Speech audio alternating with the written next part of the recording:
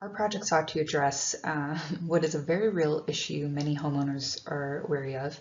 Um, in particular, leaks and floods can cause tens of thousands of dollars in damage. You can be displaced from your home while fixes are being made.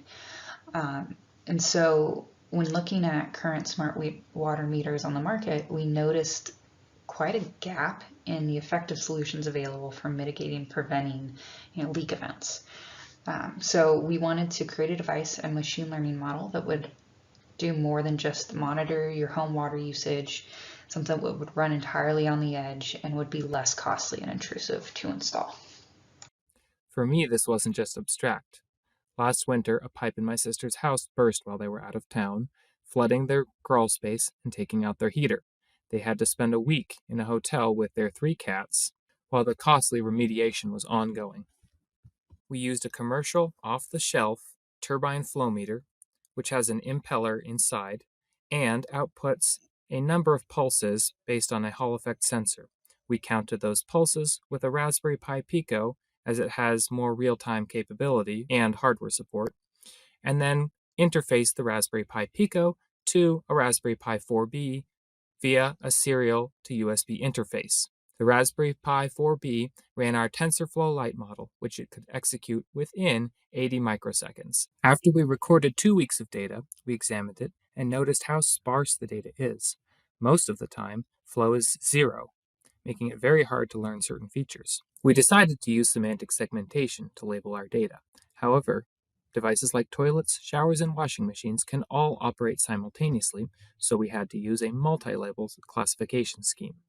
We determined the intersection over union metric was appropriate for evaluating our performance, as it shows how well our model predictions overlap the actual classes. For our model, we looked at both RNNs and CNNs, of which CNNs performed much better. One issue we had to overcome was how to run the model after each data sample. We wanted to window the data, as shown below. However, this was very inefficient as it multiplied our test data by the receptive field of our CNN. Our solution was to utilize a diluted convolution for training, as it can sweep across the input data without duplicating it. We were then able to copy the weights from the diluted convolution into a strided convolution we would use for deployment. We designed the strided convolution to have a similar structure to the diluted convolution, and we compared the outputs of the two models for parity. We have not found other research using this methodology, so it may be a novel approach.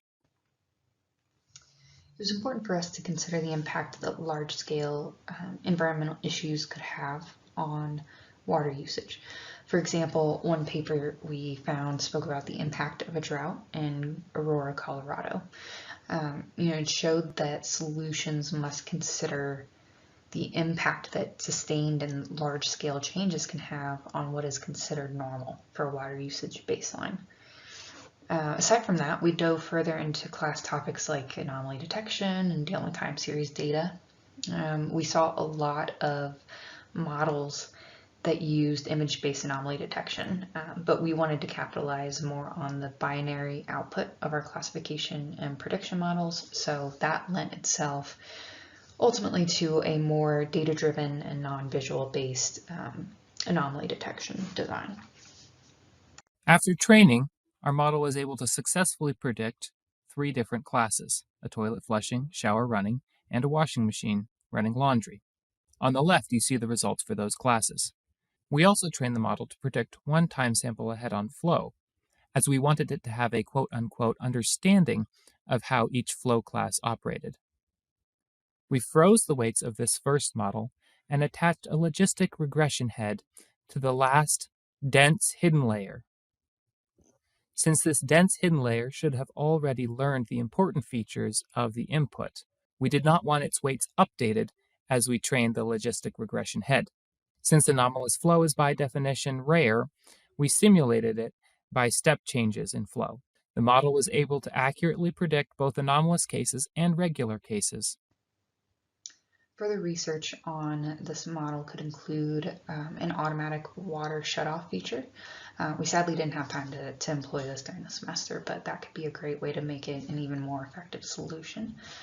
We also thought about user notification and override capability. We don't want leaks to persist to the point of terrible damage, but we also don't want water lines being stopped, if they don't need to be, if there's a false positive present.